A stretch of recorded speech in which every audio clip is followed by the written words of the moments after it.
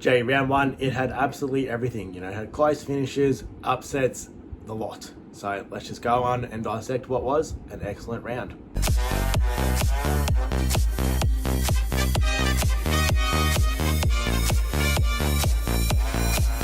Hello everyone, welcome back to another YouTube video. As always guys, if you guys do end up enjoying the video, make sure you drop me a like, subscribe, share this video with your mates. Really helps me out a lot. And yeah, let's just get into it. But kicking off round one, we had the traditional Carlton versus Richmond at the MCG. And as always, this match usually never ever disappoints. It was an absolute classic from beginning to end. The Tigers went down by the Blues 12-14 86 to Richmond's 12-9 81. Blues just scrapping over the line by 5 points. Now look, the Tigers had a good start. You know, if they wanted to win, they needed to start off well, and that's exactly what they did. They kicked 5 goals to 2 in the first quarter. But injuries definitely played a part in this game. They were down Prestia at quarter time due to a hamstring and losing both key backs, Josh Gibgus and Tyler Young at half time. It was just a matter of when that defence wall was going to break, and it eventually did. In that second half, the Blues ended up just getting the upper hand on the Tigers and then kicked away. But look, the Tigers put up one hell of a fight. Like, as a Richmond supporter, I'm very proud of that effort, even though it was a loss. But, you know, as for the Blues, you know, Cripper did his usual thing. He was an absolute beast in that midfield. Up forward, Harry Mackay was absolutely sensational, kicking 3 goals. And also, Charlie Curnow had a great game. I know he didn't kick a bag on the scoreboard. He only kicked the 2 goals, but he was in pretty much everything. Tom De Koning, I reckon, had a great fourth quarter. Nan Curvis pretty much won the whole battle. But in that fourth quarter, De Koning was in everything. I think he ended up kicking, it was either the last goal for the Blues to seal it, or it was either the second last. But yeah, he was in absolutely everything for that fourth quarter. As for the Tigers, some plus sides, Noah Bolter up forward. He needs to stay up there. I know Gibcus and that are down, but I reckon hopefully we've got the depth to go to put some more blokes down back, because Noah, he is absolutely amazing up forward. He's explosive on the lead. He's a pretty okay set shot. You know, he finished the game with 23 disposals and 3 goals. Boston, I reckon, had a brilliant game down back. He finished the game with 24 disposals, but he intercepted most things that came his way. He'd set up most of our players coming off that half-back line, and yeah, played a great game. And kudos to Jacob Popper. I know our midfield is pretty one-paced, but he put his heart on his sleeve that game. He played absolutely unreal football. The Blues start 2-0. This is exactly how they wanted to start this season, and they just need to keep it up, and they'll definitely be a contender, hopefully, for the top 4 later on in the year. Now, as for the Tigers, like I said, it was a very brave defeat. Hopefully this week, when we play Port, hopefully our backline isn't too depleted, where we can actually put up a pretty good fight. Moving on to Friday night, we had pretty much an upset that no one really saw coming. We had Collingwood getting defeated by the Swans. Pies were 10-9-69, going down to the Swans 15-12-102. And he won by a whopping 33 points. Look, the Swans pretty much dominated from beginning to end. Like, their midfield just seemed to be on top of the Pies. They were absolutely smothering them, winning most of the important clearances, and then their kicking inside 50 was absolutely sensational. All you have to do is just look at the stats, and the Swans midfielders just had an absolute day out. Isaac Heaney, again, after last week, he backed it up. He had 29 disposals and kicked 2 goals. Then we had the Eshe himself, Chad Warner, in the Nike TNs. He absolutely lit it up. He had 27 disposals and kicked 3. Errol Gordon had a great game, as he usually does in a typical Errol Gordon game. He had 30 disposals, just absolutely brilliant use of the football. If I wanted a player hit a target for my life, I would choose Errol, because he's absolutely brilliant by foot, both left and right. Forwards for the Swans played really well. Amadi took some really great grabs. He hit the scoreboard as well, but really, Logie McDonald has arrived. Like, I know everyone's saying that he's shown glimpses, but you know, he kicked 4. Like, that's exactly what you want out of your big key forward. Look, the Pies weren't themselves again tonight. They were absolutely shocking off half back, especially, and also kicking out of defensive 50. They just seemed to turn the ball over in really dangerous positions, and you know, if you turn the ball over in those positions, a good side like Sydney will make you pay, and that's exactly what they did. You know, Darcy Moore had a pretty shocking game. Braden Maynard played okay, but you know, the likes of Jeremy Howe, Isaac Quaynor, Oleg Markov, like, they just, yeah, something wasn't right. It also led into their transition into inside 50. Their kicks inside 50 were just absolutely shocking. Like, they were doing the old Richmond technique of just bombing it up and just trying to have Cox run and jump at it, or someone like Myercheck to run and jump at it. But with how good Sydney's defenders are, they just intercepted most things and were able to rebound straight back. But look, there were some pretty good highlights. Nick Dacos, as he did last week, he had an absolutely amazing game. 37 disposals, kicked a goal. Not much more you can do. And Scott Pendlebury wound back the clock. He had an absolutely amazing game as well. The Swans are on a roll at the moment. 2-0 to start the season. I reckon this momentum's just going to keep going just until it stops. Like they are. The way that they're playing right now, they are playing a great game of football. I'm going to be tuning into more Swan games than not. The Pies are 0-2. It's not a great start, as everyone is aware. A lot of pressure is being mounted on them because they are the reigning premiers. But look, we got to remember it is only round 2. Round 1. But they've only played 2 games. Early days. There's still plenty of time for them to sort their stuff out. And like I said last week, they won the flag last year for a reason. It's because they're a bloody good side. So just give them some time. They just need to work some stuff out, especially down back, and they're kicking inside 50. And I reckon they'll be okay. Saturday's games, I was at a wedding, so I was only able to really look at the stats and watch the highlights of the games. So I'm sorry if these aren't as detailed as the Thursday, Friday and Sunday games. It's just, I had stuff on. The Saturday's games, we had Essendon versus Hawthorn. The Bombers took down the Hawks. The Bombers were 17-5, 107, defeating the Hawks 11-17, 83. The Bombers won by a pretty convincing 24 points. From the word go, this was looking like to be a great contest from beginning to end. One of those classic Hawthorn beat Essendon games. The Hawks started off pretty well. At quarter time, they were up by 11 points. They were getting up and about. Some of their good midfielders are getting a part of it. They're pretty much just back and forth for 3 quarters from there on. Just what you want out of a game of football. Close and tight. They absolutely kicked away in that 4th quarter, kicking 5 goals to 2 and sealing the game, really. Players definitely arrived on Saturday, one of them being Archie Perkins. He had an absolutely unreal game. He finished the game with a whopping 24 disposals and 2 goals. He needs to stay in that midfield and keep rotating because Essendon seem like they found a spot for him now, and I hope to God that they don't move him around. Zach Merritt doing what Zach Merritt does, 31 disposals as usual. He just does the simple things so well, and it's great to see. Package, Jakey Stringer, he had one of his best games for the Bombers in the Bombers colours. He finished up with 4 goals. He just needs to do that more often.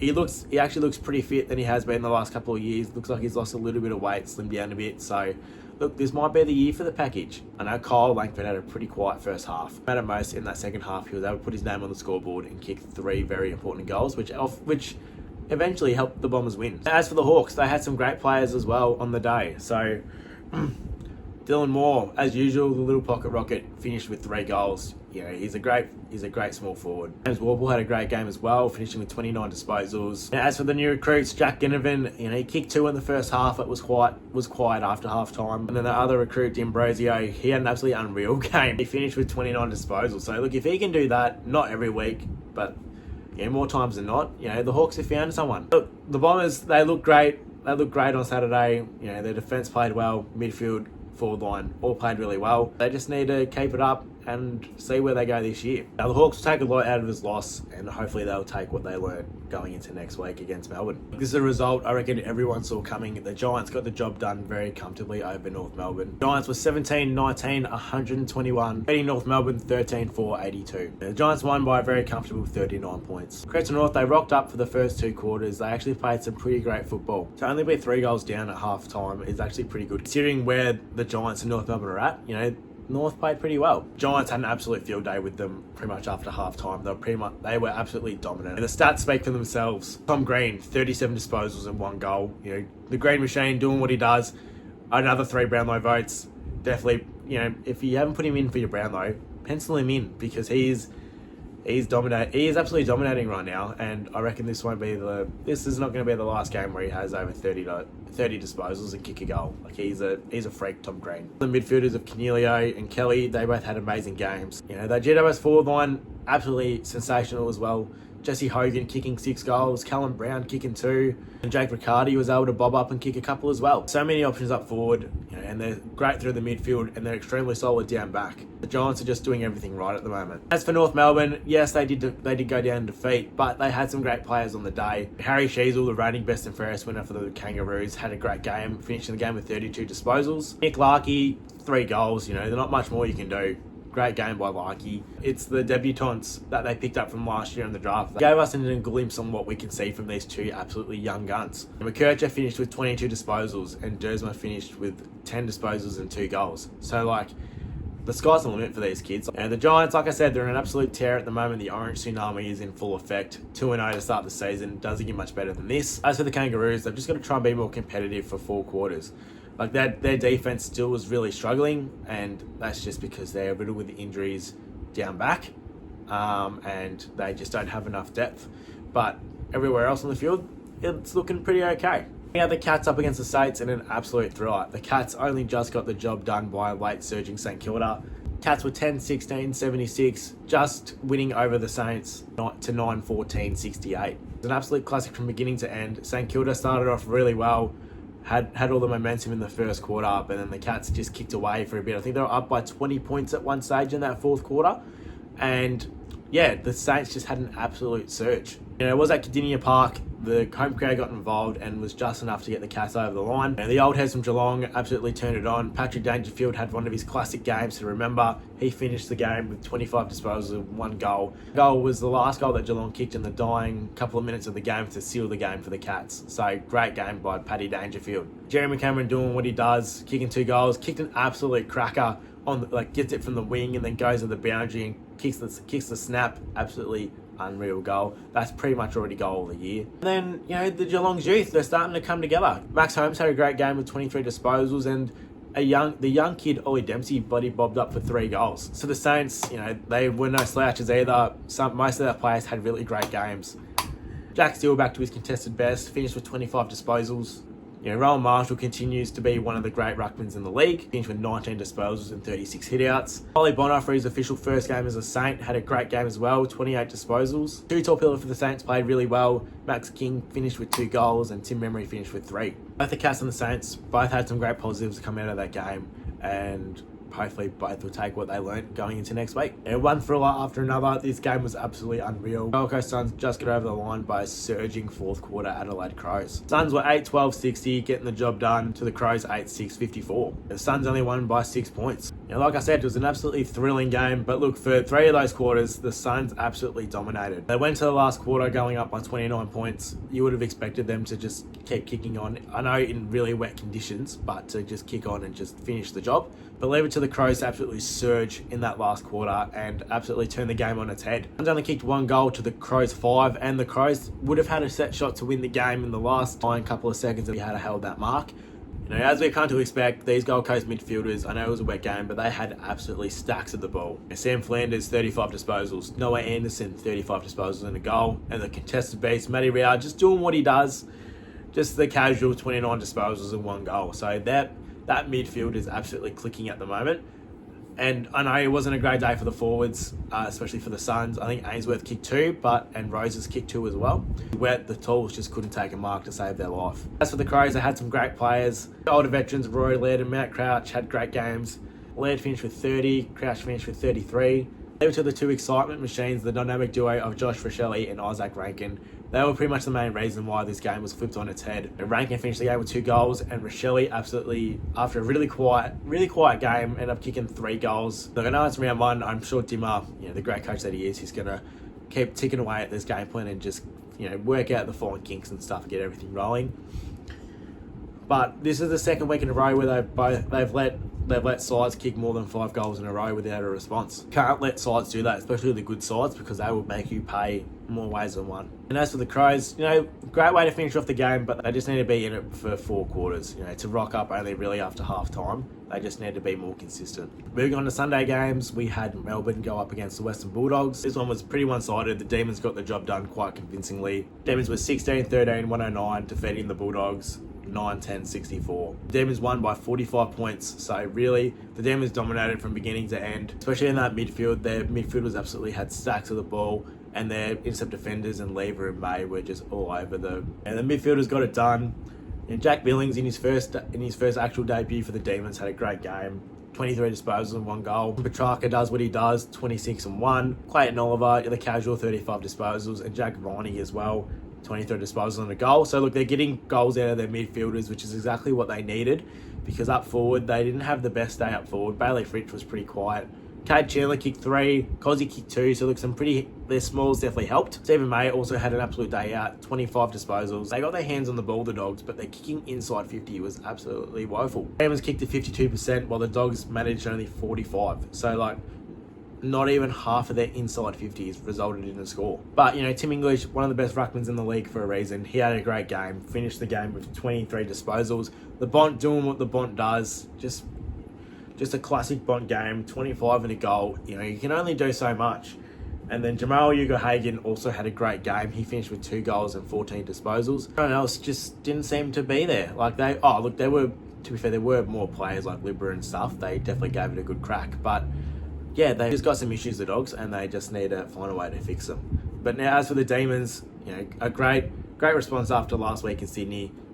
They just need to keep it up next week. Now, look, this is a result that everyone, I reckon, saw coming. Port Adelaide versus West Coast. Power just did what they needed to do. They got the 4 points. That was 16-24, 120 defeating the Eagles, 10-10-70. Look, great signs from the West Coast Eagles in that first quarter. It was actually pretty even at halftime. They both sides kicked 3 first quarter goals, and they were absolutely in it. But they just faded in that second quarter, and Port just got on top of them and just went from there, really. They just didn't look back and just dominated. Usual young guns for the Power got the job done. Rosie, 27 disposals and 2.